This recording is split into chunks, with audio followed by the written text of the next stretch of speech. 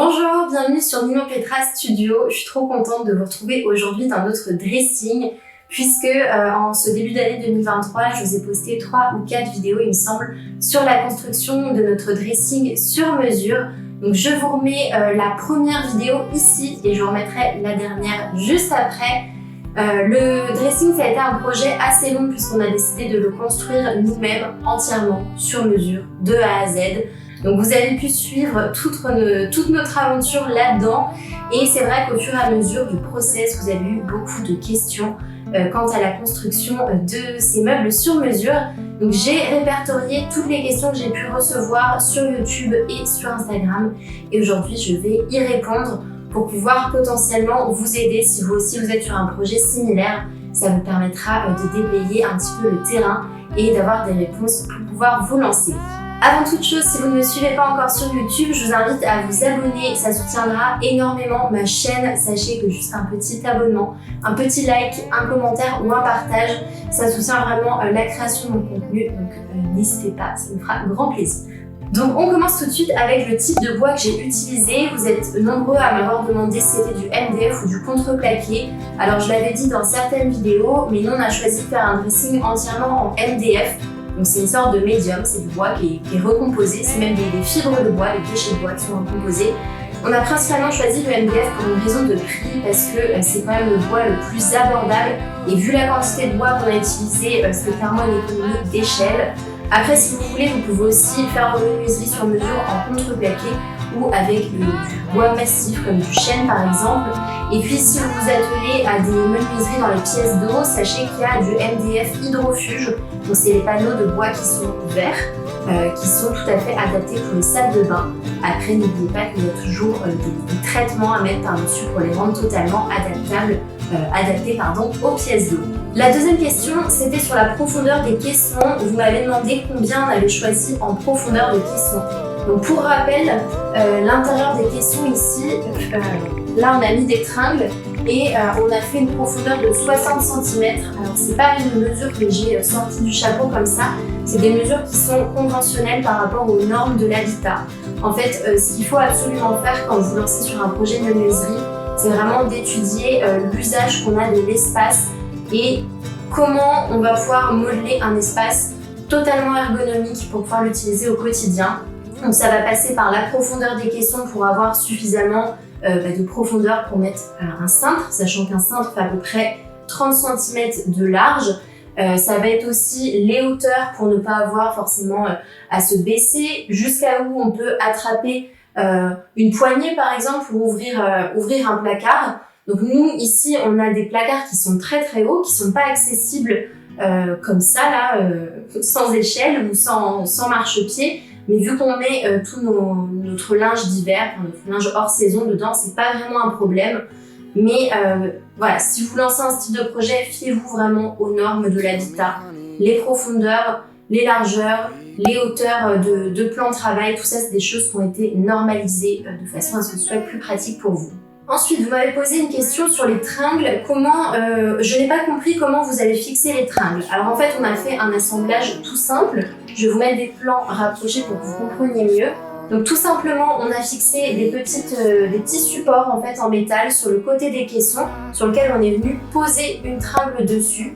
Et je vous l'avais déjà expliqué, mais en fait, nous on n'achète jamais de tringles toutes faites parce que c'est cher, honnêtement. Nous, on achète des tubes en acier et on les coupe nous-mêmes à la meuleuse. Et ensuite, là, je suis venue les bomber en doré pour rappeler ce côté doré là qu'on a sur toute la quincaillerie du dressing.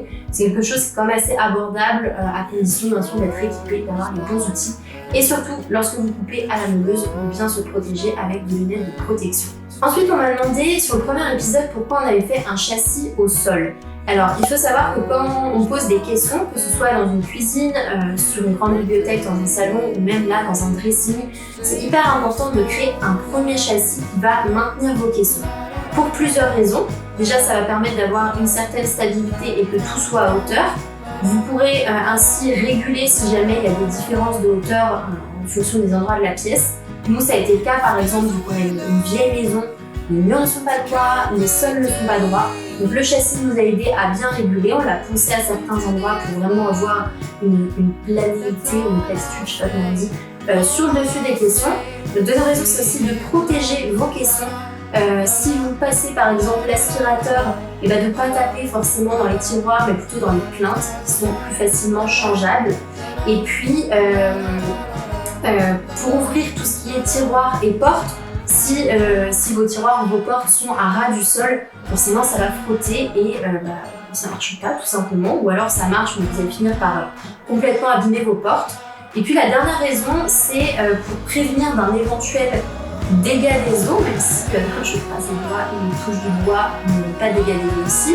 Si jamais il y a de l'eau qui coule, je préfère entièrement que ce soit les plaintes qui soient abîmées, que les caissons soient protégés puisqu'ils soient en hauteur. Donc ça, à la limite, j'ai juste à changer la plainte et pas le caisson entièrement. Alors ensuite, on me dit les tiroirs, c'est trop beau, c'est facile à faire. Point d'interrogation. Alors c'est trop beau, oui, je suis très contente de mes tiroirs, même s'ils ne sont pas parfaits. C'est la première fois qu'on réalisait des tiroirs comme ceci. Et pour répondre à la question si c'est facile à faire, la réponse est non.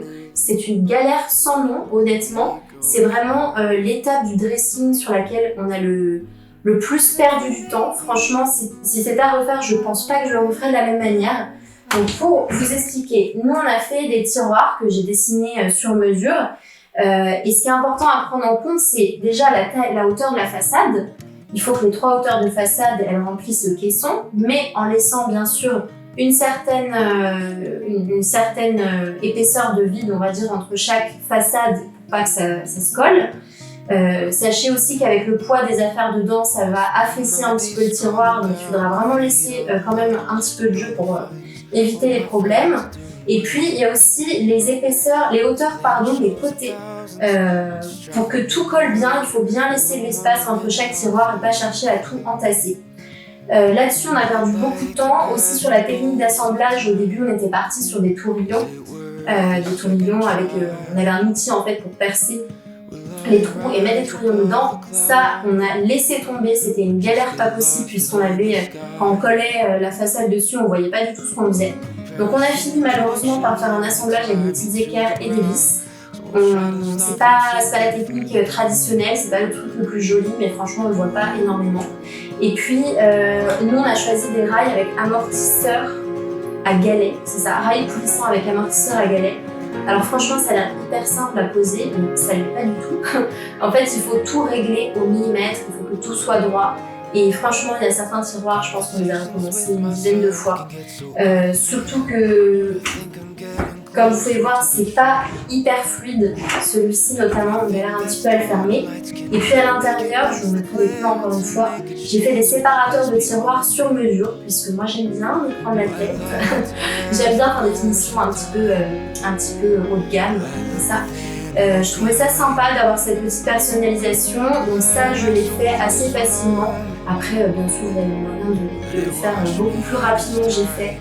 Donc ça c'est pas compliqué, mais ce qu'il est vraiment, c'est la pose des tiroirs. Ça, je ne vous le recommande pas. Ensuite, une question qui est revenue pas mal, c'est si on avait une formation de menuiserie où vous avez de l'expérience et des connaissances. Alors moi, j'ai pas du tout de formation en menuiserie, j'ai fait une petite formation en architecture d'intérieur et à la base, moi je suis directrice artistique. Donc j'ai quand même une bonne compréhension des volumes. C'est pas la première fois que je dessine des menuiseries sur mesure. Circulaires, des scies sauteuses, des scies cloches. Il faut avoir aussi suffisamment de place pour couper le bois parce que mine de rien, quand on pose des portes comme ça de 2 mètres de haut, il faut pouvoir les manipuler, les poser sur un établi, les couper correctement. Donc tout ça, c'est beaucoup de logistique autour. C'est pas uniquement la pose et le réglage des choses, c'est vraiment tout ce qui est en amont aussi qui prend beaucoup de temps. Donc non, je n'ai pas de formation spécifique en menuiserie, mais je suis tout à fait compétente sur la conception de meubles. D'ailleurs, c'est une prestation que je propose aussi dans mon activité de décoration d'intérieur, ainsi que plein d'autres prestations. Donc si ça vous intéresse, je vous mets la vidéo à ce sujet juste ici, et puis n'hésitez pas à me contacter sur Instagram ou par mail si vous avez un projet de menuiserie chez vous et que vous avez besoin d'aide pour conceptualiser tout ça. La question qui est le plus revenue, évidemment, c'est la question du budget. On m'a demandé à plusieurs reprises si on avait été gagnant ou pas à faire ce projet-là. Il y a quelqu'un qui m'a dit j'ai un petit peu le même projet, pourrais-tu dans la prochaine vidéo nous parler du prix global approximatif? Alors, déjà, est-ce qu'on a été gagnant? C'est quelque chose qui est tout à fait relatif, puisque forcément, si on avait pris des questions chez Icla, premier prix, ça aurait coûté bien moins cher. Ça aurait été bien vraiment surtout à mettre en œuvre, mais ça n'aurait pas forcément apporté cette valeur ajoutée à la maison qu'on souhaitait, puisque nous, en investissant dans cette maison-là, le but c'était vraiment de la faire monter en gamme, donc à travers des prestations comme ce dressing-là. Donc, pour revenir un peu sur le budget, globalement, on en a eu pour 1 500 € à peu près, en comptant le bois, forcément. Les grosses découpes ont été faites directement chez Leroy Merlin. Il y a toute la quincaillerie aussi, qui est vraiment un budget à prendre en considération, puisque les poignées, nous on a pris des poignées quand même entrée de gamme. Mais les poignées, au début, celles que j'avais vues, il y en avait pour 500 € pour tout le dressing. Donc ça, prenez bien ça en compte dès le début. Après, bien évidemment, il va y avoir tout ce qui est visserie, qui est souvent sous-estimé. Mais je crois qu'on avait compté, grosso modo, on avait à peu près 500 vis dans tout le dressing. Donc c'est vraiment énorme. Après, il va y avoir aussi tout ce qui est charnière, toutes les baguettes de finition. Je regarde en même temps là, tout ce qui est rails. Alors les rails des tiroirs, ça c'est 25 € par tiroir. Vous faites x6, c'est déjà un bon budget. Et puis pour la peinture, on a eu la chance de pouvoir faire notre collaboration avec la marque Pure & Paint. Merci encore parce que je suis toujours totalement ravie du rendu de cette peinture. Elle est magnifique, ça vieillit super bien, même quand on touche, il n'y a pas du tout de traces ou quoi que ce soit. Je suis super contente de la couleur, je vous remets la référence d'ailleurs en barre d'infos. Donc forcément, la peinture, ça a été une belle économie sur le projet. Donc hormis la peinture, on en a eu pour 1 500 € à peu près. Je ne vais pas compter, je ne suis pas allée additionner tous les tickets de caisse non plus. Mais voilà, si on avait dû faire ce dressing-là chez un menuisier avec la conception et la pose incluse, on aurait été sur un budget de 10 à 12 000 €. Donc forcément, on est gagnant à la fin. Après, bien évidemment, ça a été 4 mois où on a dédié quasiment tous nos week-ends à ça. Mais c'est quelque chose à prendre en considération aussi, parce que le nombre d'heures, je pense que c'est pas cher. Le dernier point que je voulais aborder avec vous, c'est pas forcément une question, mais j'ai remarqué que suite à la publication de toutes ces vidéos, j'ai vraiment motivé plein de monde à se lancer dans la menuiserie, à tester des petits projets. Donc déjà, ça me fait super chaud au cœur, je suis trop contente. C'est un sentiment assez incroyable en fait de faire quelque chose en étant novice. Moi, je suis en train d'apprendre moi-même à construire mon dressing et en vous partageant mon expérience, en fait, j'arrive à vous inspirer et à vous motiver à faire la même chose. Enfin, la même chose. En tout cas, à faire vos projets. Donc ça, c'est génial. Je suis trop contente de ça. Voilà, je sais pas si je m'exprime bien, mais en tout cas, ça fait extrêmement plaisir. Donc j'avais quand même quelques petites recommandations à vous faire si vous voulez vous lancer dans un chantier de menuiserie. Comme je vous disais tout à l'heure, la première chose, c'est vraiment d'être bien équipé. Ne sous-estimez pas le pouvoir des outils que vous allez utiliser, puisque avoir de bons outils, déjà, c'est un gage de sécurité et c'est surtout un gain de temps. Si vous dites je vais couper à la scie manuelle, forcément vous allez prendre 2 fois plus de temps qu'avec une scie circulaire.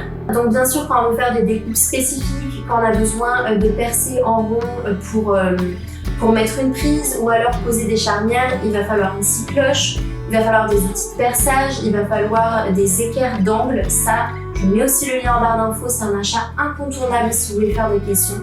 Mais globalement, les outils, voilà, essayez de vous faire une petite checklist de tout ce que vous avez et ce dans quoi vous allez avoir besoin d'investir pour votre projet. Aussi, n'oubliez pas qu'il y a le prêt, la location et l'achat de seconde main qui sont 3 alternatives sur lesquelles vous pouvez compter. Nous, on s'est fait prêter, alors pas pour le dressing, mais pour d'autres projets, on se fait prêter des fois des outils ou du matériel de jardin quand on n'a pas ce qu'il faut. Vous pouvez les louer. Alors c'est vrai que c'est rarement rentable pour des petits chantiers, mais voilà, ça peut arriver. Hein, si vous avez besoin de matériel qui coûte très cher, essayez d'aller regarder en location.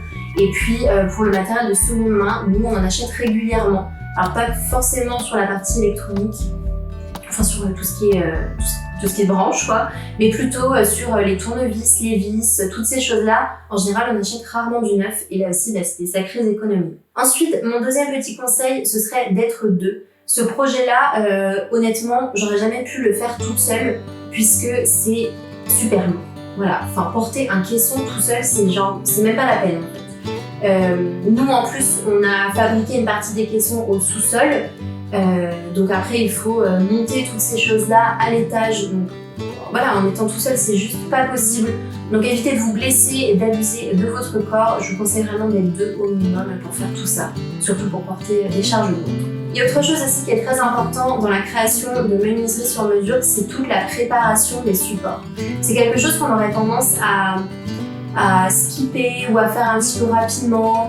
En fait, ça va être tout ce qui est ponçage, nettoyage, dépoussiérage, passer l'aspirateur, nettoyer toutes les façades à l'acétone, mettre une sous-couche avant de mettre la peinture par exemple. C'est toutes ces petites étapes, quand on le fait on se dit oh non ça on va pas le faire, c'est pas grave, ça va rien changer, mais c'est ça qui fait le rendu et la qualité en fait de votre finition. Donc ne passez pas sur ces étapes. Si vous regardez moi les vidéos là, de la rénovation du dressing, vous allez voir que j'ai passé franchement des heures à poncer, à passer l'aspirateur, à tout épousseter au microfibre, et c'est vraiment ça qui va aider à bien préparer les supports et à faire que vous allez avoir un beau fini de qualité. Il y a un point aussi qui est très important qu'on aurait tendance à négliger, c'est le fait de prendre des bonnes mesures dès le début. Moi j'ai une devise qui me suit dans tous les projets que je fais, c'est mesurer 2 fois pour couper 1 fois.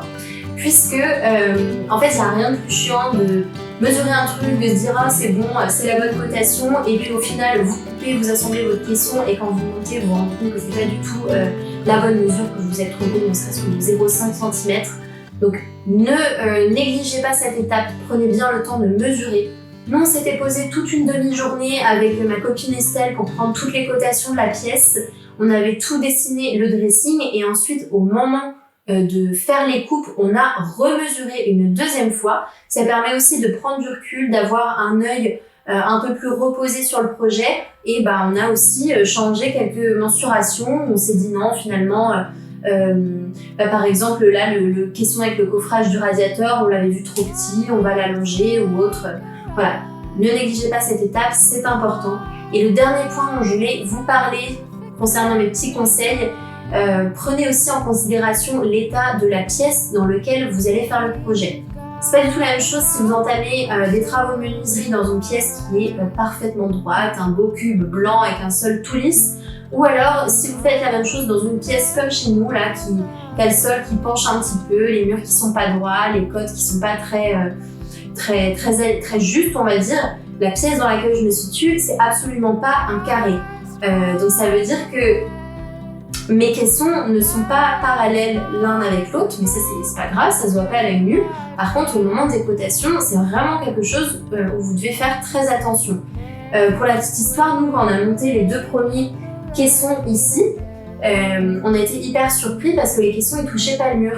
Et en fait, on a dû faire énormément de réglages avec le châssis en bas et en fixant les caissons au mur pour avoir quelque chose qui est parfaitement droit. Et à chaque fois que vous posez un caisson, mettez un niveau dessus et vérifiez que tout est plane avant de poser quoi que ce soit au-dessus. Ça, c'est une règle d'or à respecter. Voilà, donc c'est à peu près tout ce que j'avais à dire sur le dressing. J'espère que ces conseils-là, ils pourront vous aider et surtout vous motiver et vous donner confiance dans la réalisation de vos projets. Prenez-moi comme exemple, moi je ne savais pas construire des caissons avant et j'ai réussi à faire tout ça, donc si moi j'ai réussi à le faire, il n'y a pas de raison que vous n'y arriviez pas. Voilà, donc merci beaucoup de me suivre jusque là, merci beaucoup aux gens qui me soutiennent, qui me laissent des commentaires, qui s'abonnent à ma chaîne, ça me fait grandement plaisir. On se retrouve très prochainement pour une nouvelle vidéo et en attendant je vous souhaite de passer une bonne semaine. Bye.